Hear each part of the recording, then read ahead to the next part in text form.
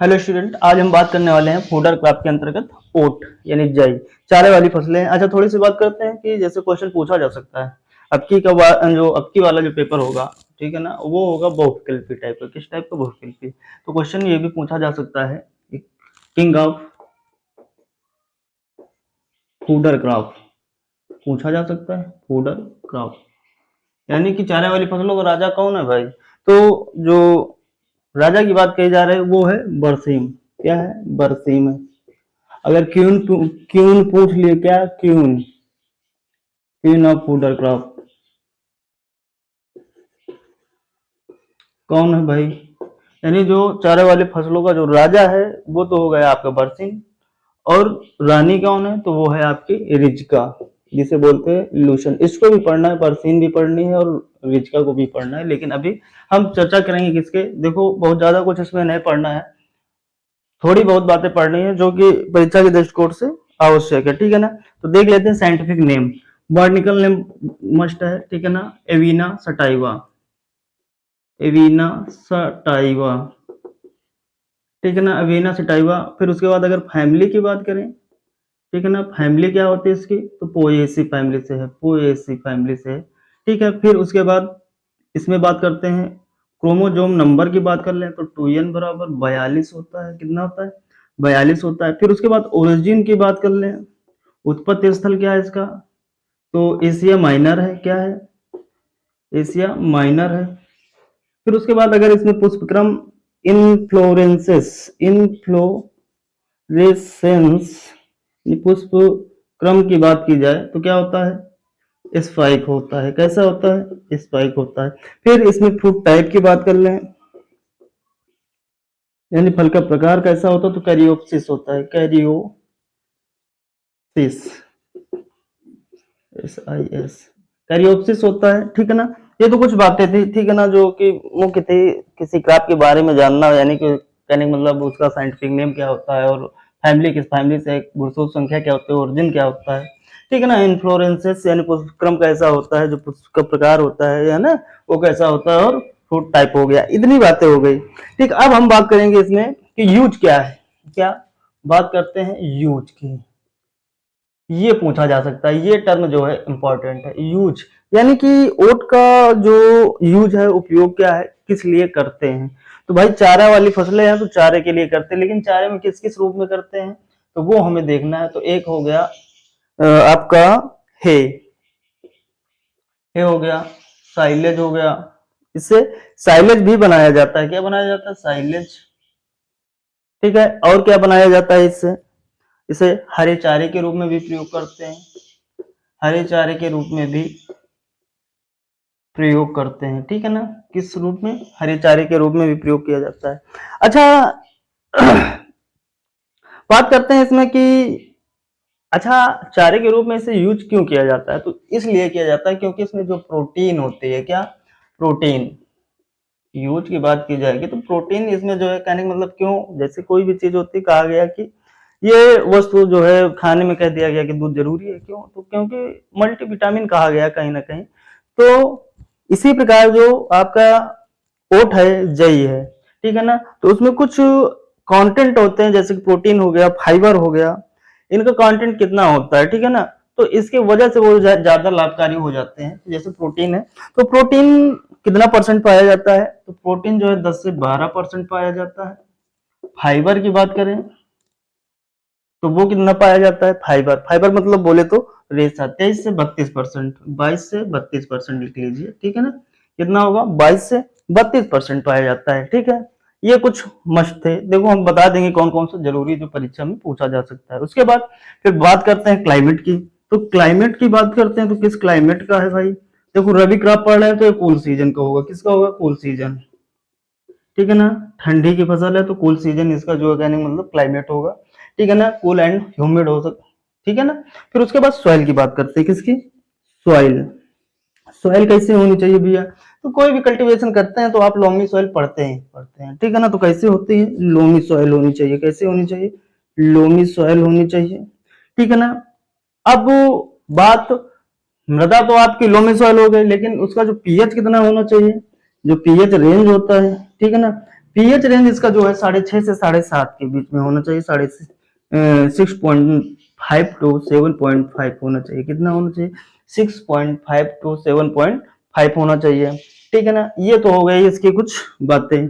अब इसमें ये तो बहुत कम पूछा जा सकता है। ये पूछा जा सकता है कि क्लाइमेट किस सीजन का है, तो रबी सीजन का है, ब्रैकेट में लिख सकते हैं रबी सीजन, ठीक है ना, ये लिख सकते हैं। फिर अब इसके बाद क्वेश्चन कहां से पुटअप होना है? ब्राइटेज से, ठीक है ना। कहां से? ब्राइटेज से। ब्राइटेज कौन कौन से होती हैं, ठीक है ना। किस्मों की बात की जाएगी, किसकी बात की जाएगी? किस्मों की। तो किस्मों में कौन कौन से हैं, तो लिख लीजिए। एक हो गई आपकी पालमपुर, कौन सी? हाँ, तो देखते वैरायटियां कौन कौन सी हैं। एक पालमपुर हो गई, ये इंपॉर्टेंट है, HFO 114, और केंट हो गई, हरियाणा हो गई, और बैंकर हो गई। ये इनकी कुछ मुख्य किस्में हैं जिनके बारे में हम चर्चा किए हैं, ठीक है ना। तो ये जो है इंपॉर्टेंट है वैरायटी, ठीक है ना, पूछी जा सकती है।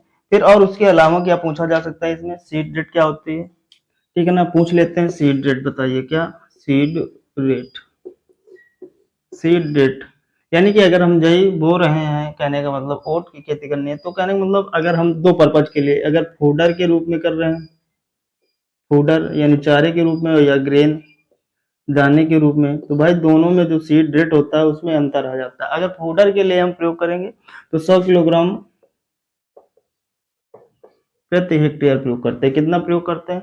100 किलोग्राम प्रति हेक्टेयर प्रयोग करते हैं, ठीक है। उसके बाद अगर हम दाने के लिए प्रयोग करते हैं तो कितना हम प्रयोग करेंगे दाने के लिए? तो दाने के लिए लगभग वही 60-65 किलोग्राम, ठीक है ना, 60 केजी पर हेक्टेयर हम प्रयोग करते हैं, ठीक है।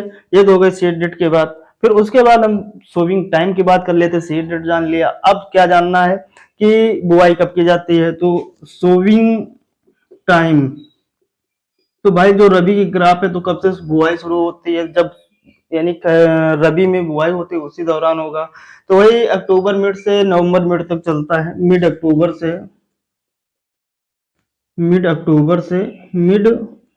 नवंबर, ठीक है, मिड अक्टूबर से मिड नवंबर तक जो है इसकी सोविंग होती है, ठीक। फिर उसके बाद मैन्योर एंड फर्टिलाइजर, ठीक है ना, रिक्वायरमेंट के अनुसार। जैसे मैन्योर एंड फर्टिलाइजर में FOIM की बात कर ले, तो जैसे FOIM 20 से 25 टन पर हेक्टेयर डालिए, ठीक है ना, इससे कोई इफेक्ट नहीं, ठीक है, कोई नुकसान नहीं करता, ठीक है। FOIM farm yard manure. फिर बात करते हैं NPK, नाइट्रोजन फास्फोरस और पोटाश। इसका रेशियो क्या होता है? तो इसका रेशियो होता है 60-30-30। क्या होगा? केजी पर हेक्टेयर, ठीक है ना। 60 केजी पर हेक्टेयर नाइट्रोजन, और उसमें 30 केजी पर हेक्टेयर आपका फास्फोरस, और 30 केजी पर हेक्टेयर आपका पोटाश होगा, ठीक है। ये हो गया। फिर उसके बाद इसमें थोड़ी सी बात कर लेते हैं कि इसमें होने वाले खरपतवार कौन कौन से हैं। तो इसमें होने वाले खरपतवार जैसे कि आपका हो गया जंगली जई हो गई, कशनील हो गया, हिरनखुरी हो गया, जंगली जय हो गया, जंगली जई, कृष्णनील और हिरनखुरी, ये मुख्य खरपतवार होते हैं लगभग लगभग, ठीक है ना। ये क्या है? खरपतवार है, खरपतवार है, ठीक है। क्या है ये? तीनों खरपतवार हैं। जंगली जई, कृष्णनील, हिरनखुरी, ठीक है, ये खरपतवार इसमें होते हैं। अच्छा देखो, एक चीज सीधी सी बात जान लेते हैं खरपतवार को, यानी कि किस हर्बिसाइड का प्रयोग करेंगे। तो जो चौड़ी पत्ती वाले खरपतवार होंगे, जो चौड़ी पत्ती वाले खरपतवार होंगे उनके लिए सल्फोसल्फ्यूरान प्रयोग कर लेते हैं। और जो सॉरी जो सकरी पत्ती वाले होते हैं उनके लिए सल्फोसल्फ्यूरान, और जो चौड़ी पत्ती वाले होते हैं उनके लिए 2,4-D। सीधा सा जो हर्बिसाइड यानी शाकनाशी का प्रयोग करेंगे। अगर बात करते हैं शाकनाशी, शाकनाशी में दो बातें याद रखनी है। जो सकरी पत्ती वाली है, सकरी पत्ती वाली है, ठीक है ना, सकरी पत्ती वालों के लिए क्या प्रयोग करेंगे? सल्फोसल्फ्यूरान, सल्फ्यूरान। और जो चौड़ी पत्ती वाली है, चौड़ी पत्ती वाली जो खरपतवार होंगे उनके लिए क्या प्रयोग करेंगे? 2,4-D। क्या प्रयोग करेंगे? 2,4-D। क्लियर बात? हर्बिसाइड के कंट्रोल कैसे करेंगे पता हो गया, ठीक है। फिर उसके बाद हम बात करते हैं हार्वेस्टिंग। भाई मस्ट है, चारे के लिए है तो हार्वेस्टिंग करना शुरू करना पड़ेगा। तो हार्वेस्टिंग कब करते हैं? तो इसमें देखते हैं, यहाँ पर देख लेते हैं, इस जगह पे हार्वेस्टिंग वाला टर्म देख लेते हैं। हार्वेस्टिंग,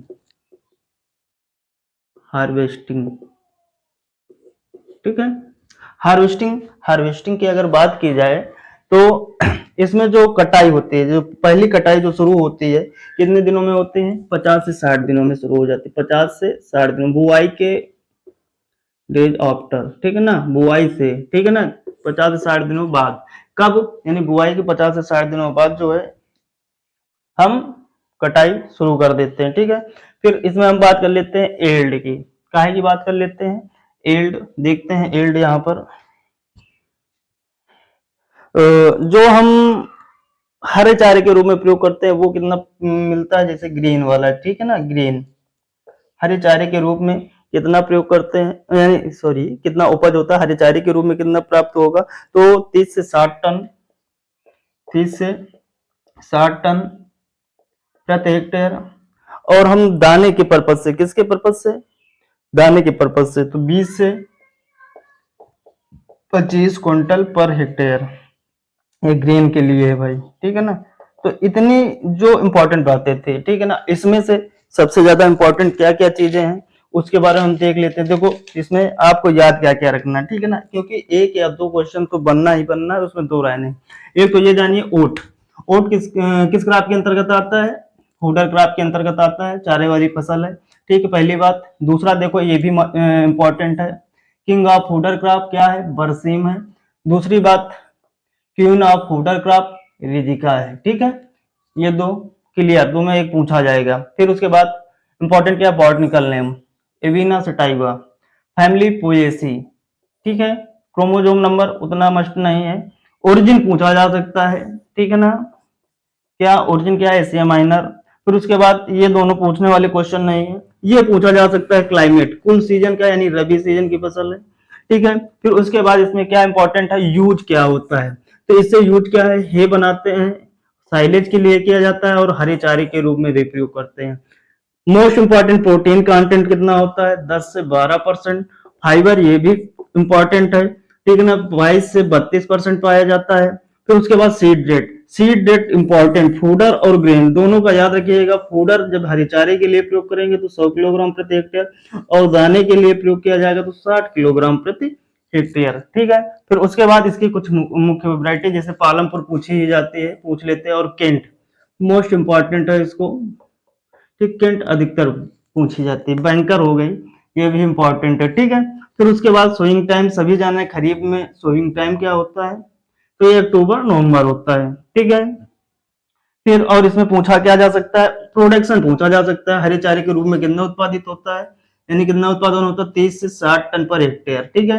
तो इसमें जो जानने वाली बातें थी, ठीक है ना, वो आपकी यही थी, ठीक है ना। इंपॉर्टेंट क्या है? प्रोटीन, फाइबर, यूज, ओरिजिन, ठीक है, बॉटनिकल नेम, और आपका ये स्पीशीज में केंट, और एक बैंकर, ठीक है। और आप जान ही लिए खरपतवार कौन कौन से होते हैं। अच्छा ये भी पूछा जा सकता है कि रबी क्रॉप में, यानी रबी सीजन में लगने वाले खरपतवार, यानी होने वाले, उत्पन्न होने खरपतवार कौन से हैं? जंगली जई है, कृष्णनील है, हिरनखुरी, और ये मुख्यतः जो है आपकी किसमें? जई में होने वाले हैं, ठीक है, क्लियर। तो इससे ये क्रॉप हो गई, बहुत ज्यादा कुछ इसमें था नहीं, ठीक है ना, थोड़ा बहुत जो था हमने बात कर ली, ठीक। तो ये जितने हमने टिक किए हैं इनको विशेष याद रखिएगा, ठीक है ना। प्रोटीन, फाइबर, ओरिजिन, ठीक है, और वैरायटी में केंट वैरायटी जो है, पालमपुर हो गई, और ये सीड रेट में फूडर के लिए कितना सीड रेट लेते हैं, ठीक है, ओके।